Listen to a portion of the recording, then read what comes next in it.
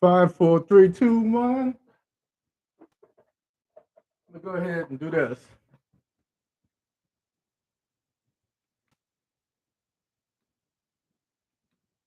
Okay, that's better. YouTube, where you at? As I was just telling my Facebook folk, I have some inclement, it means bad,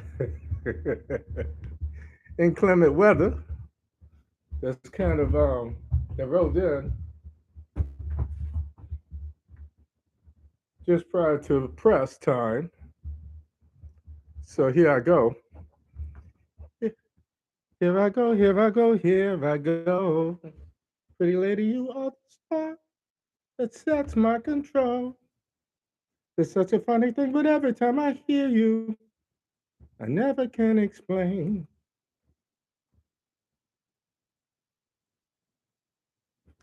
I remember the George version, the George, what's his name? Damn, guitarist. George Benson, that's right, yeah. The George Benson version. And of course, spending 12 years in DC, I remember the Chuck Brown version as well. So I remember first getting to DC and not really knowing what go-go was, and driving through Georgetown the first time and seeing a guy sitting on the corner beating on plastic paint buckets. I was like, yo, dude is talented as shit, but he can't get no drums. Then I said that to somebody from DC, and they said, "Oh, you Jonan? Jonan? Yeah, you got jokes." I was like, "Oh, okay, okay, okay." That. Tish, what's up? Jan, what's up? See my YouTube people, I can see y'all. Mary, what's happening? Home girl. Such a funny thing, but every time I'm near you, I can never can explain. Ah, that's so good.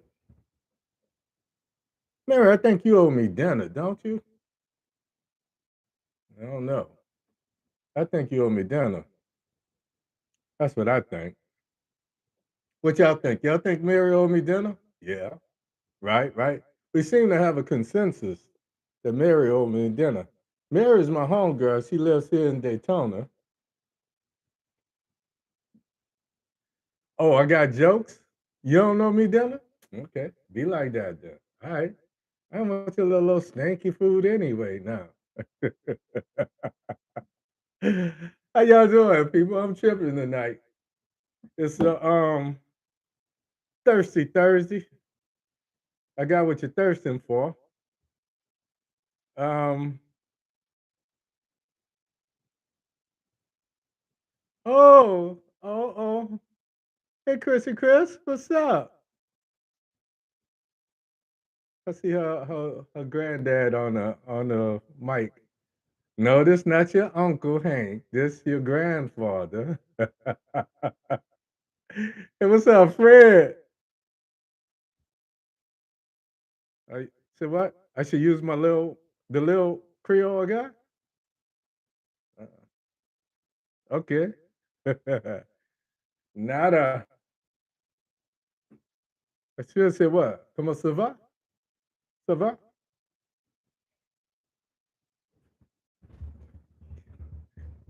Fred, I don't know if you know it, but when we were growing up, my mom's and my grandparents used to speak Creole when they were talking about something they didn't want the kids to know about.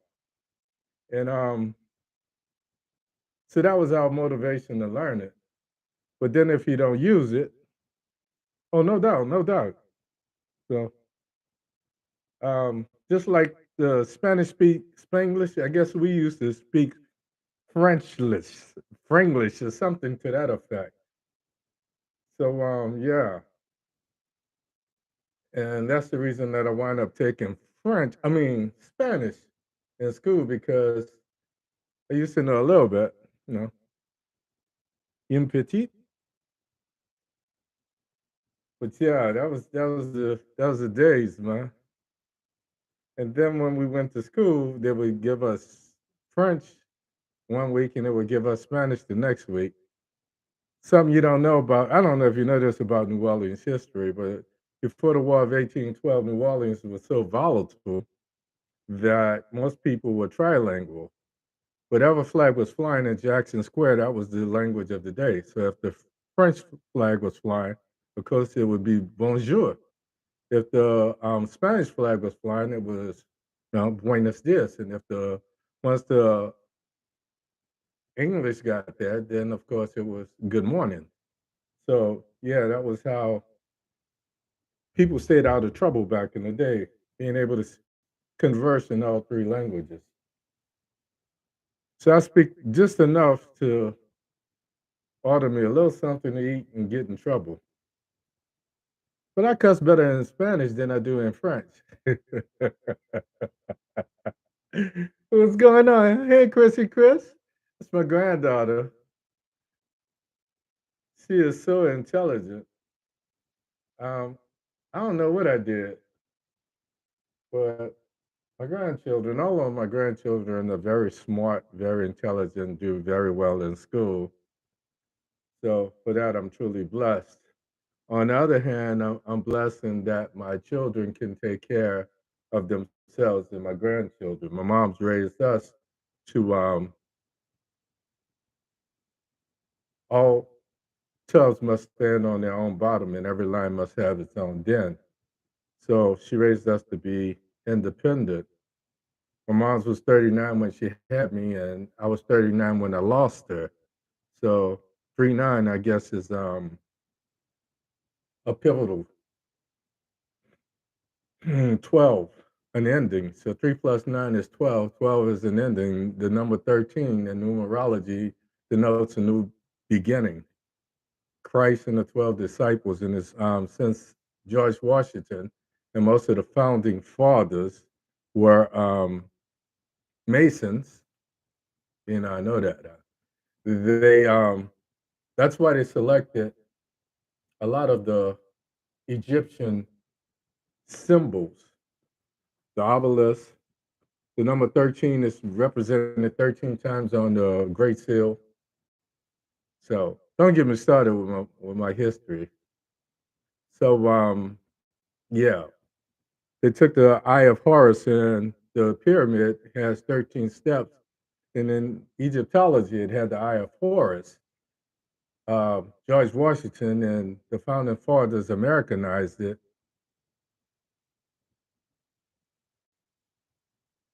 and called it the Eye of Providence. So the number 13 is represented 13 times on the US dollar bill. Is the first bill, the primary unit of currency in America. What's going on, Gloria? What's going on, Frankie? Um, I did get your message, and I will give you a call. Just on Thursdays, I'm usually prepping for my show, so I don't really have too much time. And today I was running like a chicken with its head cut off, trying to get ready for tonight's show. I had a lot going. Um, so it's about 10 past the half. I'm gonna go ahead and say good evening and welcome to the show. My name is Hank Batiste. I'm your host, and this is Omit the Logic. Before I get started, I always start off my show by saying I'm truly humbled that each of you choose every Thursday to come here and listen to me. Of all the things you could be doing on a Thursday evening, you choose to be here. And that truly humbles me. Um, the voices in my head, I always talk about, I've always been a little bit of a lone ranger. So I've always had conversations with myself, and more often than not, the voices in my head are in agreement. And what we've been talking about today is it's what's been happening. Before I go any further, I want to say prayers to the people of Maui and Hawaii. Is whether it's wildfires or hurricanes or tornadoes or mudslides or something, we all have something to deal with from a locale perspective. And Hawaii got hit with these devastating fires. And when they said there was only 35 people dead at one point in time, sadly, you and we all knew that that was not a true number, and that would not be the final body count. Right now, we're talking in the hundreds. I think a couple hundred, hundred and something that have been confirmed dead, but more than 1,000 people are still missing. So for that, our prayers go to the people of Hawaii. Um, there's so much just going on. So it's not just about the foolishness with Trump, though it commands our attention. Um, it's like watching a train wreck. You know that there's going to be mass devastation, but you can't turn away from it. You have to kind of see how it ends. So when you hit your knees, when you talk to God, whatever you do, however you talk to God, say a prayer for the people of Hawaii. Um, First of all, as I move into the show, I want to say thank you. I decided I would change the format of the show, and I posted 3 questions this morning on my page, and I asked you guys to give me feedback, and I had quite a bit of feedback. The questions were, will Trump be convicted in the state of Georgia? Since um, Fanny went at him. Fanny went at him like he stole out her mother's purse on Easter Sunday morning. Second question was, will Trump be convicted of any of the federal charges? Now you know that Jack Smith, the federal prosecutor, has been going at him as well and has him on 3 stringent charges. In Georgia, we have what, like 18, 19 um, defendants. So we're looking to see, she's already set some hearing dates and what have you. One is right before Super Tuesday. Um, the Trump thing being the Trump thing, of course, he's going to be seeking, his lawyers are going to be seeking to postpone it. So I decided I would call my show tonight because there's so much going on as far as this knucklehead is concerned. We can't ignore him. We have to kind of deal with it. And to all the people that says, I'm not into politics. Politics, whether we like it or not, shapes our lives on a daily basis. So we can't ignore it. We have to kind of deal with it. And this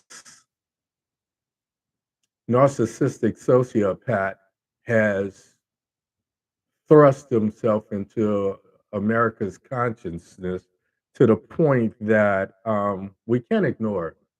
So, with that being said, the third question was, with 70% of, I call them Trump Republicans, in Georgia is a very red state, will Fannie Willis, the state prosecutor in Georgia, will she be able to find 12 impartial jurors? Um, you guys gave me a lot of feedback. I heard everything from yes, yes, no. Um, Let me just give you a little background. In these cases, there's a couple things that can happen because these charges are so serious. They can change the venue, which means they can go from the state to making it a federal thing and prosecute on a federal level. In doing so, and I expect his lawyers to do so, mainly because if Fannie Willis does it on the state level, it would be 12 jurors that are gathered from Fulton County. Biden beat Trump like almost 70%, 75% in Fulton County. That's the epicenter of Atlanta, downtown Atlanta. So it kind of makes sense from a strategic perspective for them to try to ask for a change of venue. And just to give you a reference point, if we remember back to the Rodney King thing, the crimes occurred in LA, but they said that they couldn't get a fair trial in LA, so they asked for a change of venue and was granted said change. And the cops, Stacy Coons and his cohorts, were prosecuted in Simi Valley, and we know they got off the first time. So if they move this to northern Atlanta or just outside the Atlanta area into Cherokee County, somewhere around there, what's going to happen? Those areas where there are more Trump publicans than there are Biden supporters, the people that I think will give him. You're right. I'm looking at some of my feedback from my YouTube people. I actually got to kind of chime in, so don't be afraid to give me responses and to in response to some of the things that I say. Um, by doing so, they stand a better chance of him getting off. The other going to use the term having a fair trial. Um, the thing that bewilders me, the things that has the voices in my head so perplexed and befuddled, is the fact that the federal judge gave Trump a gag order and said that he should not threaten anyone. Well, we know how far that went. We know how far that went because he started posting things that if you come after me, then we're going to come after you. I'm going to come after you. Um, and he's been inciting his people to do things. There was one person that was shot and killed because they threatened the judge. Another lady in Texas was actually arrested for threatening one of the federal, excuse me, one of the federal judges in the January 6th stuff, or the January 6th case. The thing that kind of gets me when I think about this, and this is kind of me putting the cart before the horse, but I'm trying to give you just a little background. In cases like this, it takes a unanimous jury. All it takes is one person to hang a jury in these cases. So when we look at the demographics of America, for just to keep things simple, we're going to say it this way. Let's say that America is comprised of one third Democrats, one third Republicans, and one third independents. And that's just to make it, easy. So 33, 33, 33. A jury is comprised of 12 people. So let's say that this jury reflects the demographics of America. So let's say this jury has four Republicans, four Democrats, and four independents. We have with four of them, and 70% really is 68%. So that would be two-thirds of Republicans now feel that Trump was cheated and Biden is an actual legal president. Two-thirds of four would probably be, and we'll just round it up and say 75%. So two, all it really takes is one of those four, but we stand a chance of three of those four people being Trump Republicans or sensitive to his shenanigans and not thinking that what he did was so wrong that he needs to be jailed. So, in response to the questions, and this is not an absolute because there's so many moving parts with this that no one can forecast what's going to happen. But Creole powers being what they are. Strong Creole powers, Fred. Um, my Creole powers being what they are say that if they come up with 12 people, the likelihood of one of that 12, 1 in 12, 1/12 of those, that's all it takes to hang this jury. What we've seen with Trump and his disciples are they are so persistent, they are so dogmatic, they are like the Energizer bunnies, they never give up. And they look at this thing, people have used the term cult.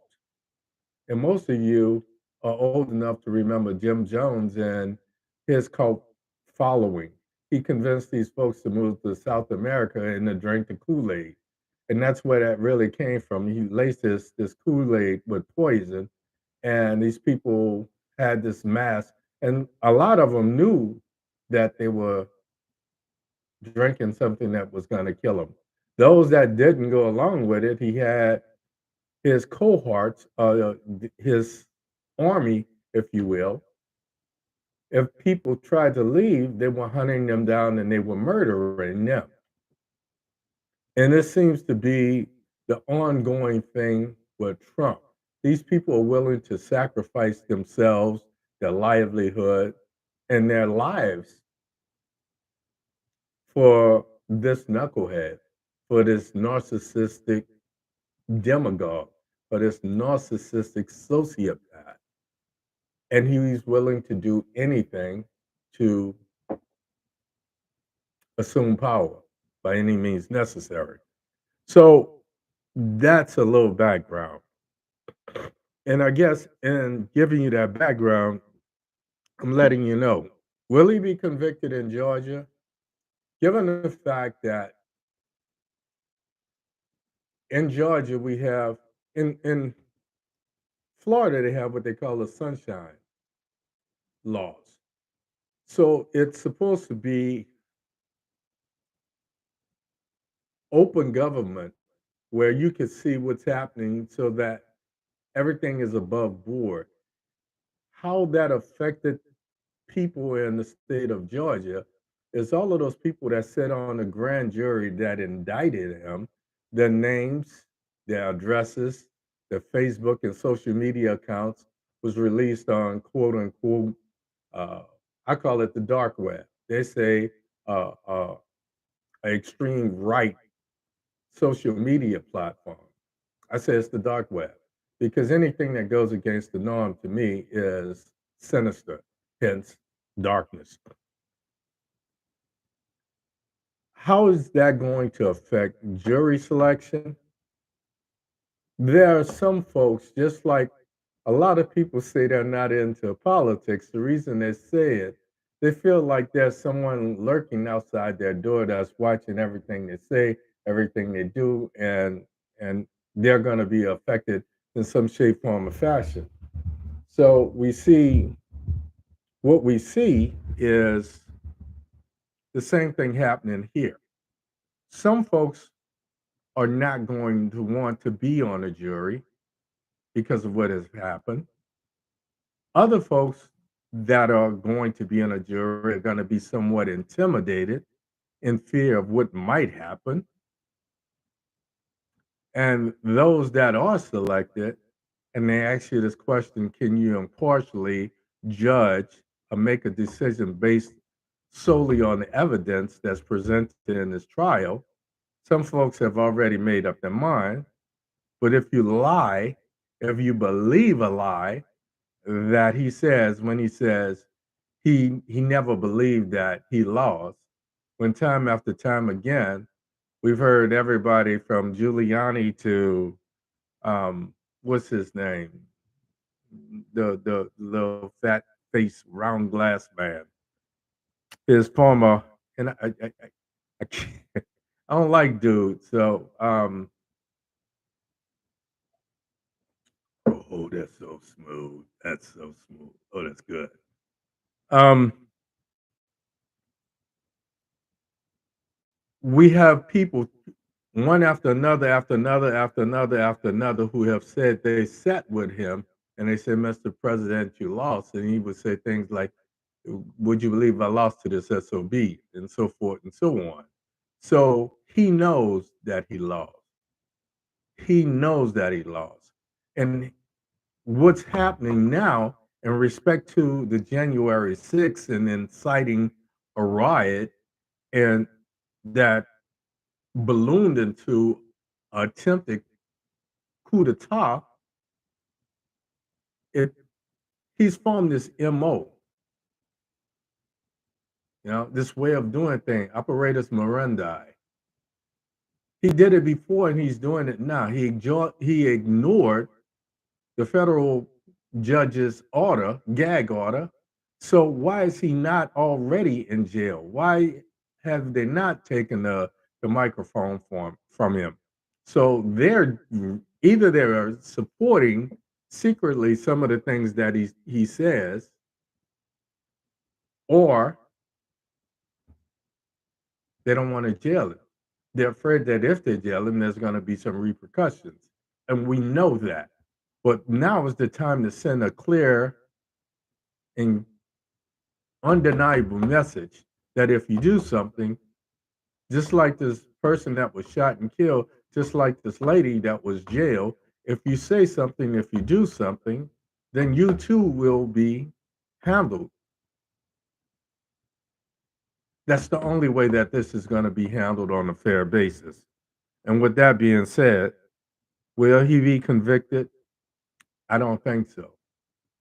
If by extreme chance it stays in Fulton County and she can get a conviction, is he guilty? Absolutely, without a doubt. Since he wants to try this in the court of public opinion, the opinion is clear. When you look at the number of independents, when you look at the number of Democrats, when you look at the 1/3 of Republicans who believe that he did something wrong, in a court of public opinion, he's already been found guilty. But his, for lack of a better word, I wouldn't call it strategy, because with a narcissist, he's so delusive in his thinking, he's so delusional in his presentation that he does not want to admit what he knows in his heart of hearts to be true.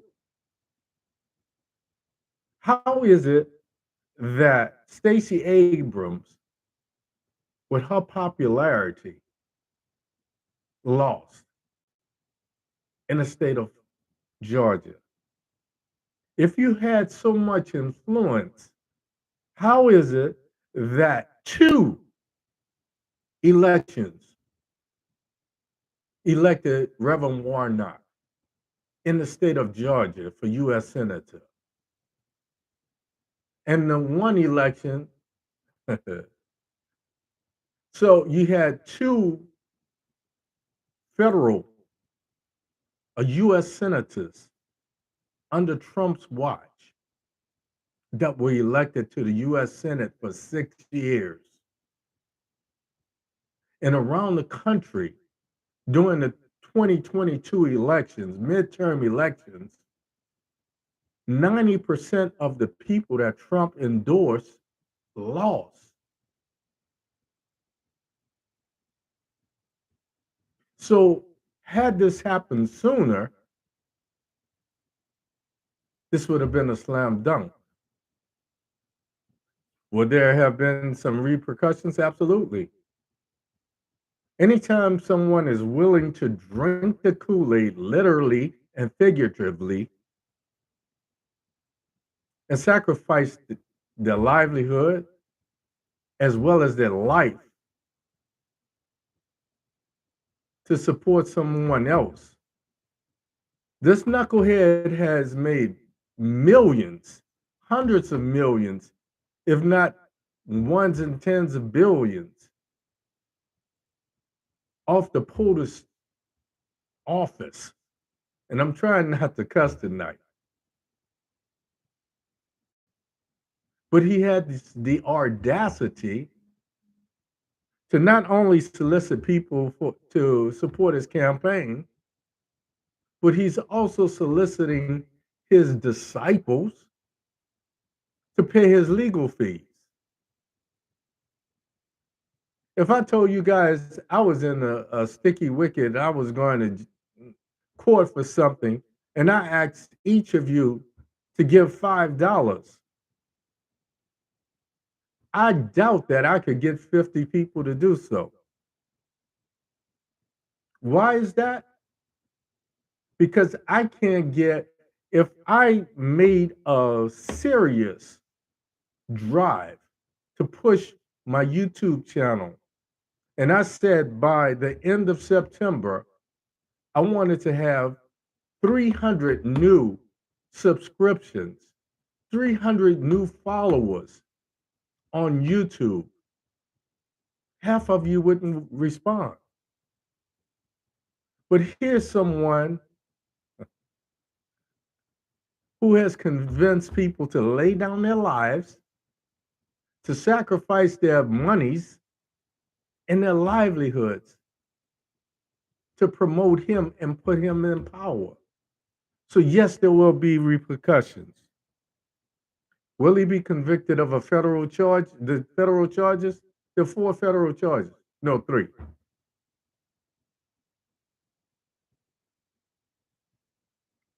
I think he may be convicted of 1. Is he guilty? He's guilty of 3, and I'm surprised that it's only 3.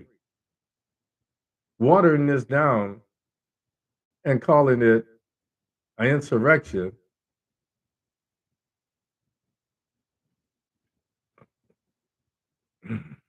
don't get me started.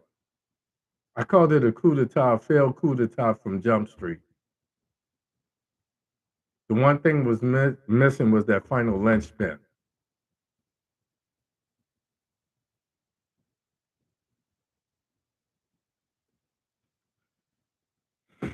And lastly, with 70% of people following Trump, with 70%, since he made his early announcement that he was seeking the office of president in 2024,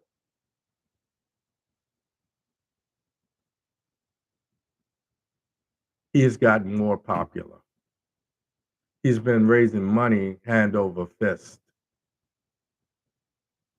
So now you have this Trump, you have this DeSantis, this Trump wannabe, and this Sim Salabim, what does he call himself? Vassam Rami or whatever. I keep saying we were born in this country. Our parents, our ancestors paid prices. Some of them never got a chance to reach their full potential. Some of them died in the process, depending on how far you go back. Some of them went through some hellacious things, from depression to suicide to drinking themselves and eating themselves. But as soon as any ethnicity comes to this country, be they Indian, be they Jamaican, be they whatever, the first thing they start doing is they get into public policy and then politics, because they understand this is what shapes their lives and the lives of their children, who will be first and second generation born Americans. So to those of you who said, I'm not into politics, I said, wake up. This is not about being woke. I can tell you this is not about abortion. I could tell you this is not about public education. Do I want my children to know who George Washington Carver was? Or do I only want them to know who Abraham Lincoln was? Do I want them to know that George Washington Carver was castrated because they understood he was a genius at a very early age? And the one thing they wanted to prevent was him procreating and creating more geniuses?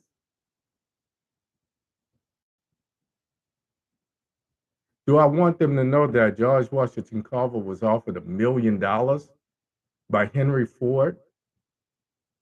They always tell you that George Washington Carver would work with peanuts. They don't tell you anything about the polymers that he created that became the basis of what we call motor oil and kept things first small engines and then larger engines from freezing up. We never understood, or we were never taught, even back then, all of the things that not only Carver did.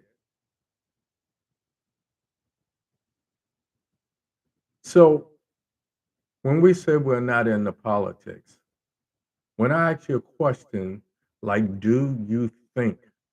And the one question I didn't ask anyone, because I didn't think 90% of the people would respond to it. So I'm gonna ask you tonight, and then I'm gonna get out of here.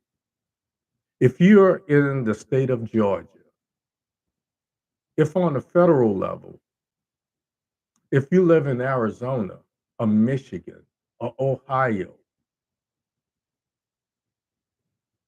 or Nevada or any of these swing states that was targeted during the 2020 election, and you are asked to be on the jury, how would you respond?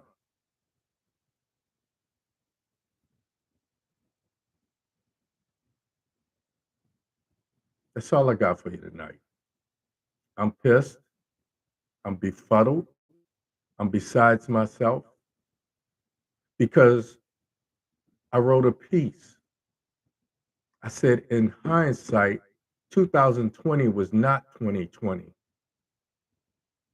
And I told you my Creole powers was such that Brutus and the killers were hiding in plain sight and they would never pay. They would go on and wreak havoc for yet another day. How can I or you expect the average Joe or Joanne to put themselves on the line and not be afraid to serve on a jury when the powers to be, with all our government might, is afraid to stand up to this sociopathic, narcissistic demagogue and hold him to the letter of the law?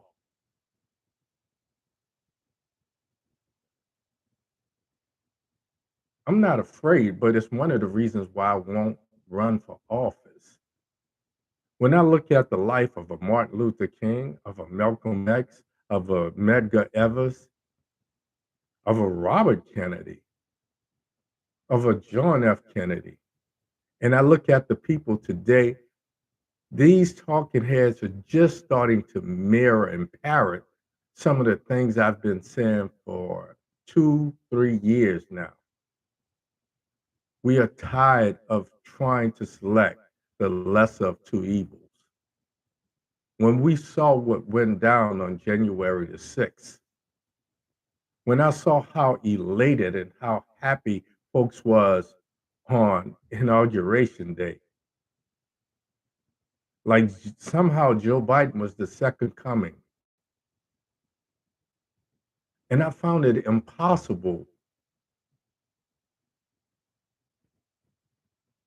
to be that happy and join in this gleeful celebration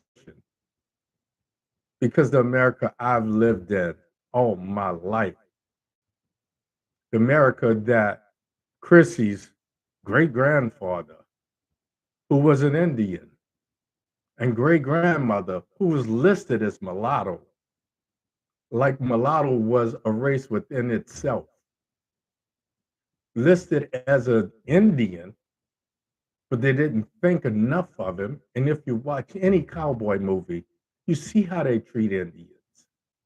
They didn't think enough of him to write a tribe designation.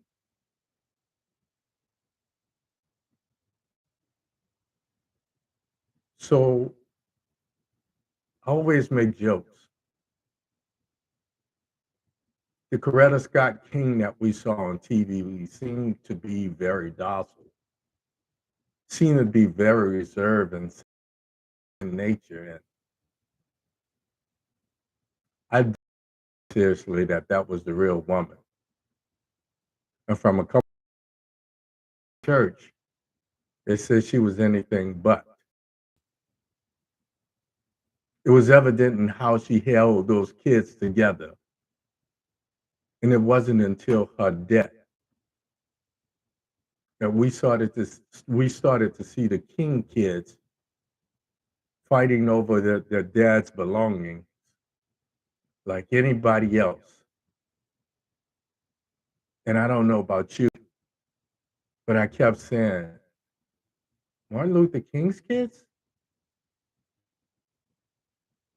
Because somehow we expected so much more from them. Somehow I bet there was some nights when Coretta went to Martin and said, "You are sacrificing yourself.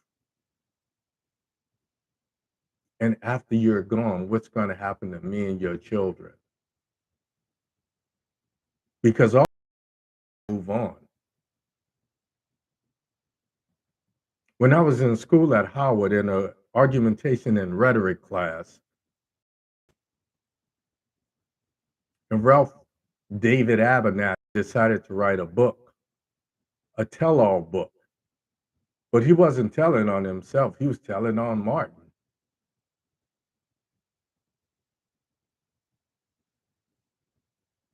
So if you say you're not into politics and you have children, your children have children,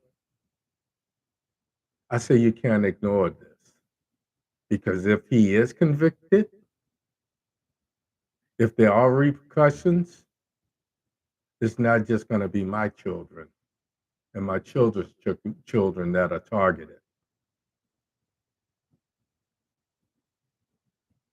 That's all I got for you tonight. Before I go, I need you to do me a favor. Prove me wrong. Go to my YouTube. Sign up. Omit the Logic. OMITdaLogic.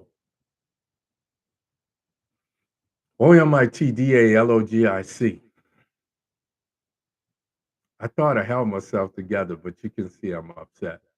When I start talking about this, I'm going to be all right. My parents prepared me. My parents paid a price for me to be where I am. I retired at 57. Why? Not only for me, but for the legacy of my father, my grandfather, my mom, my grandmother. I promised myself that I would leave that proverbial plantation if I could still have a life, enjoy myself, and watch my children's children grow up. God answered my prayers. So I'm sitting here and I still have a voice. Go to my YouTube. OMITdaLogic. Omit the Logic. Subscribe. Ring the bell. Share this with someone else. We can't get away from it.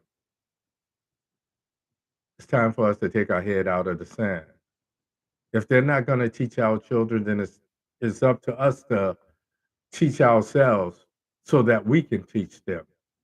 Let them know the rich legacy that is theirs. There's nothing special about my family. Some of you, I know where you come from. I know how you live.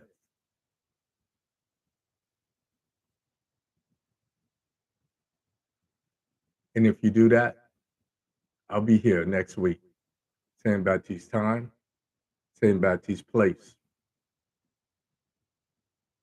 Remember what I say, week in, week out. Don't be so afraid to die that you forget to live for a reason, for a purpose. Because one thing about this game called life, nobody leaves alive. And last, but certainly not least, as always important, I wish you love. I wish you peace. Two fingers to the sky. And like your man, hair grease. I'm out of here. Good night. Love you, love you, love you to death. Ain't nothing you can do but love me back. See you next week, folks.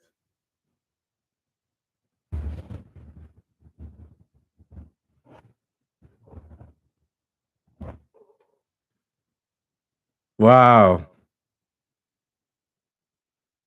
YouTube, what's happening, people? I had a special guest in here. She got the. I was trying to hold back. I was trying not to cuss because my baby girl was on here. I didn't want to say, boy, my granddad sure cuss a lot. So I try to behave and I try to keep myself together, folks. But yeah, I don't just think about my kids. I don't just think about my grandkids. I think about yours as well. Let me look at some of this. See, his prayers to all who lost loved ones and those still missing. Yeah, right, right, right, right. What's up, Pinky? Hey, hey, hey. They're gonna change the venue. Unfortunately, on one hand, I understand them doing as much as they're doing because they don't want to see if they do get a conviction, they don't want to see it overthrown on some technicality or him screaming that his rights were denied. No, he couldn't mount a defense because his hands were tied.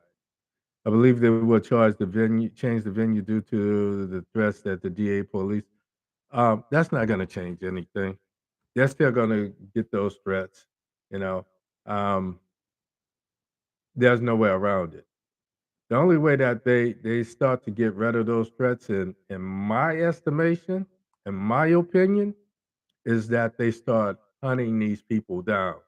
We've all watched CSI and NCIS and these other shows where all they do is they backtrack and they look at IP address and they can figure out who posted this stuff and who's responding to it. So cybersecurity works a lot of ways, but it's hard to not leave a footprint.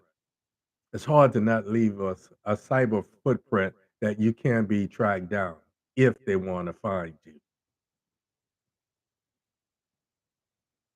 Reminds me of Tammy Faye and her husband Jim Baker and sending money. Yeah, yeah. Well, some people are just so lost. They'll do anything to be a part of something. All right, Bone Thugs and Harmony. You know, I'm from New Orleans, Lil Wayne, so I ain't never ran from a nickel, and I damn sure ain't picked a night to start running. So you know how I be. You be in the jury stat? Look, I'll be there I'll be there for you. Um, they come knocking on my door. They might get me, but I ain't gonna be the only one. That's for sure. CSK was hell. I take your word for it. Penis exactly. Roast him for.